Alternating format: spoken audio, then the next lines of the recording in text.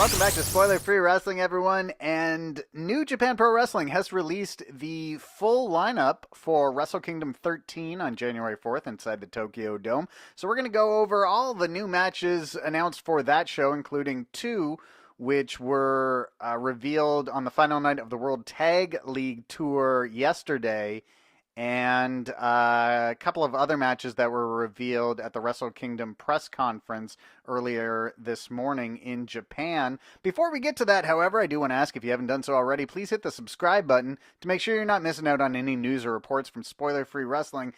All right, so New Japan Pro Wrestling, in addition to announcing the lineup for Wrestle Kingdom 13 and the lineups for December 14th and 15th, they have also announced that they are returning to the United States on January 30th and February 1st.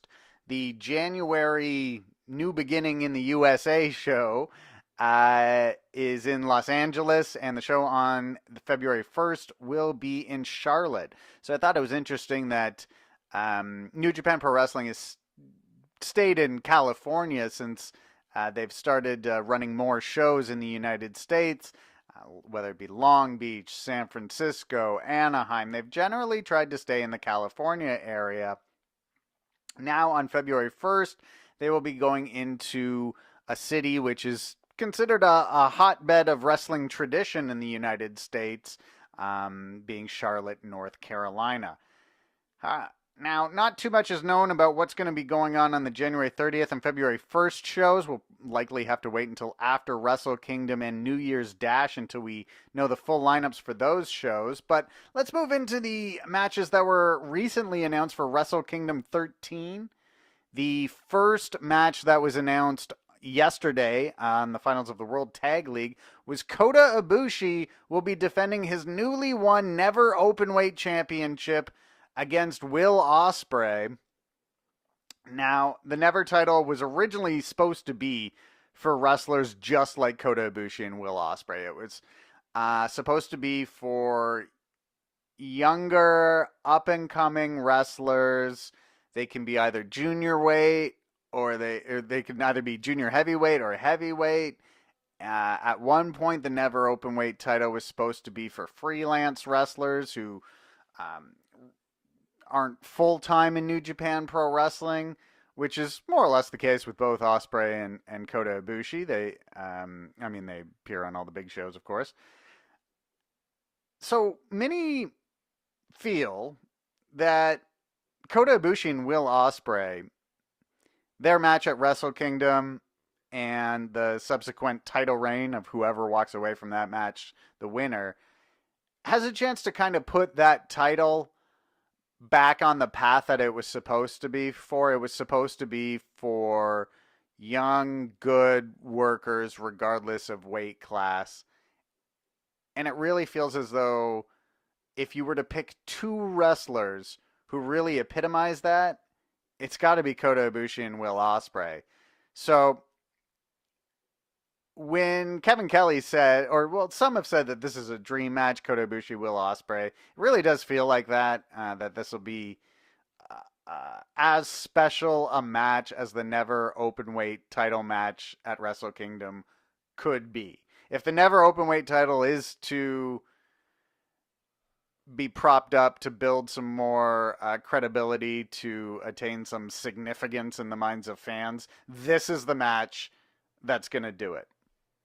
So if you were watching on Sunday, Will Ospreay returned from his yet-to-be fully healed rib injury and defeated Taichi, the former Never Openweight champion, and the man he was going to challenge for the Never Openweight title before his rib injury was deemed too severe for him to compete on the World Tag League Tour. And then in the next match, Kota Ibushi defeating Hiroki Goto to become, I believe, the 22nd Never Openweight champion in history. So that was the first match on Sunday that was announced for Wrestle Kingdom. The second match has drawn a little bit of controversy that I would like to cover for a few moments in this video.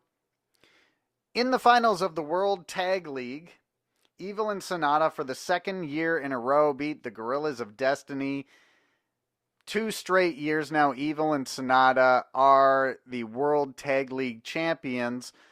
For the second year in a row, they will go to Wrestle Kingdom to challenge the IWGP Heavyweight champions, who are the Gorillas of Destiny, the team they beat in the finals of the World Tag League the last 2 years.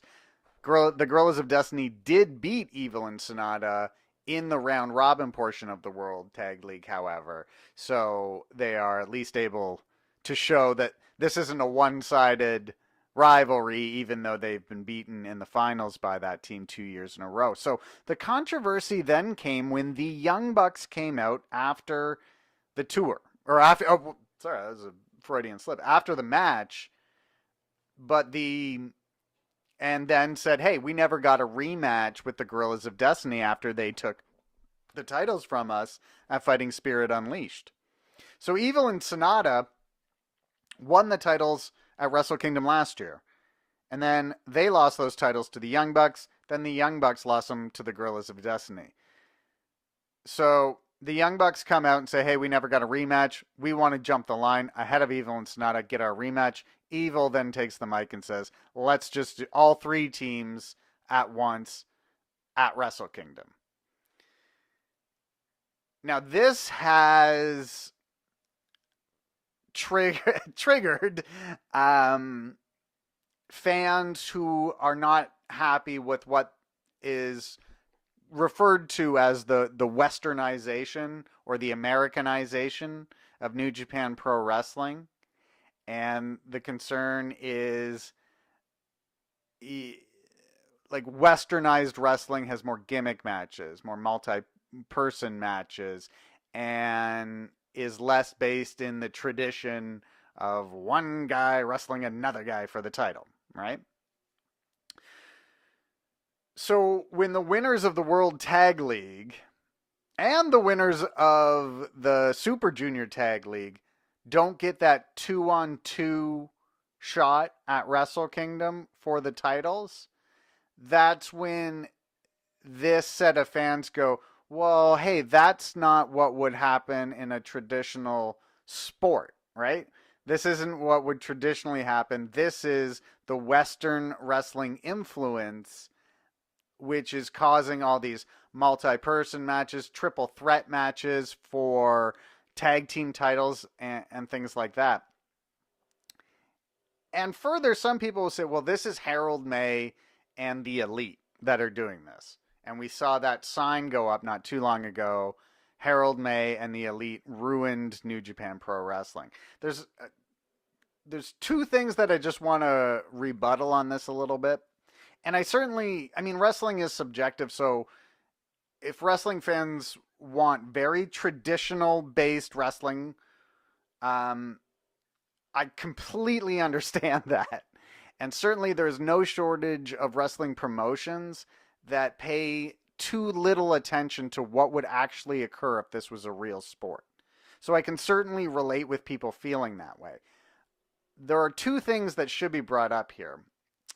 The first thing that I'm going to address is the correlating between westernization of New Japan Pro Wrestling and Harold May's hiring. Because Harold May was hired in May.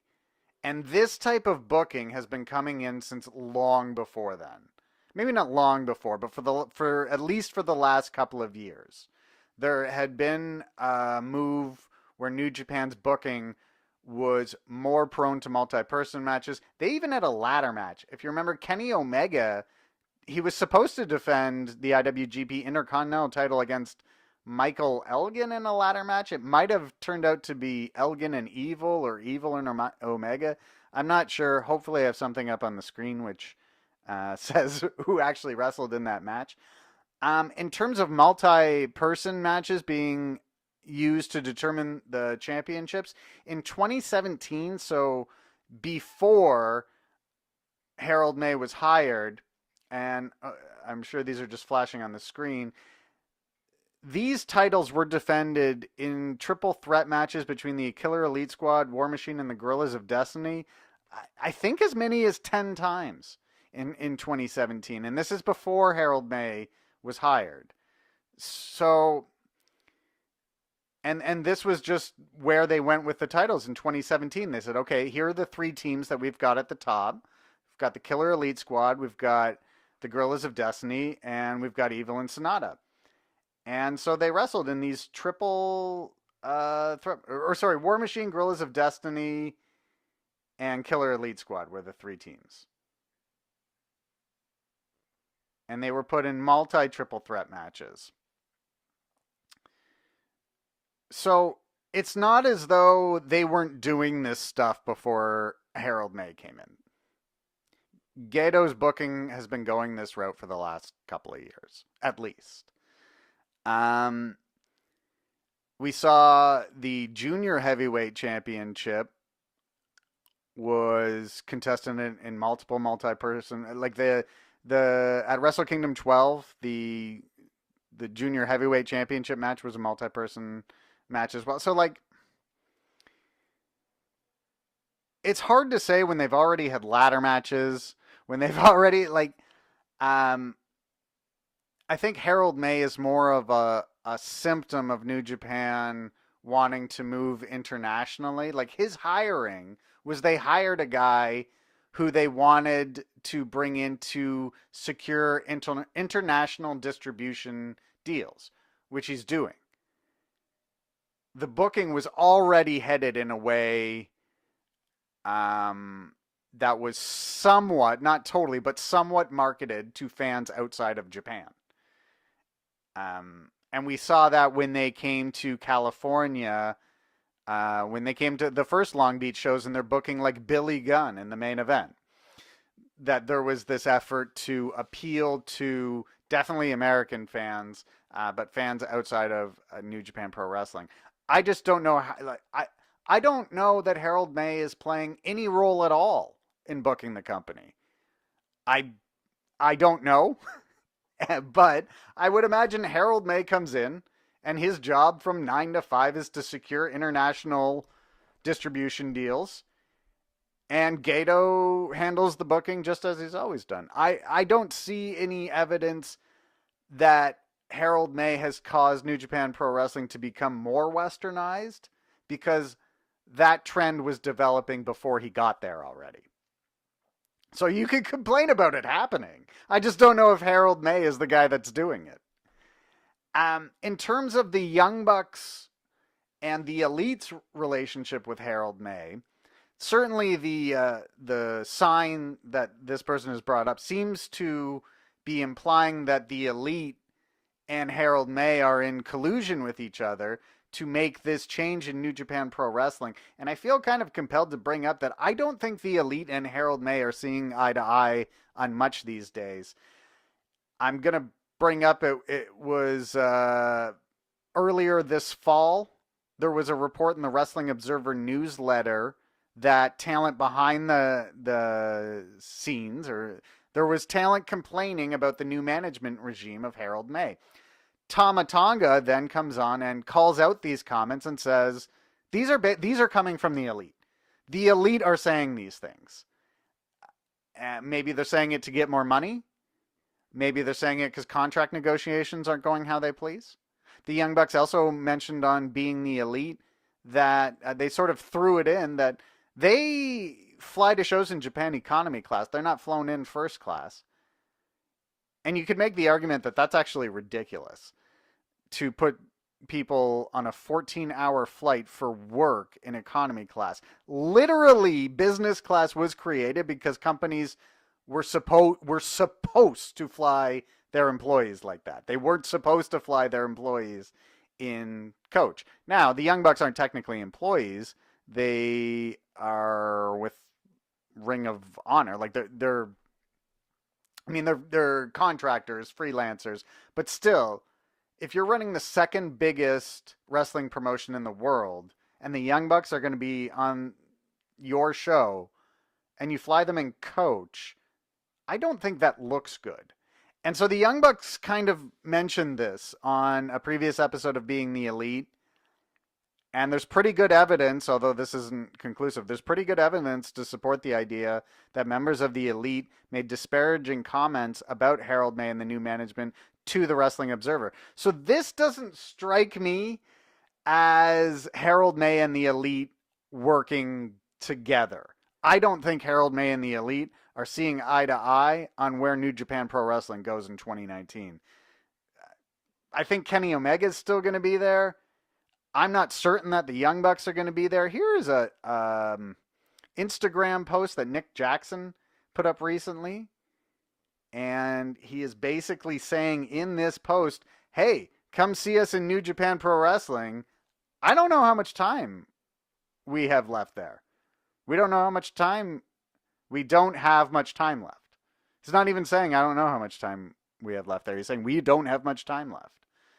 So I don't think the Young Bucks and Harold May get along. I think that they've had a very difficult time in contract negotiations.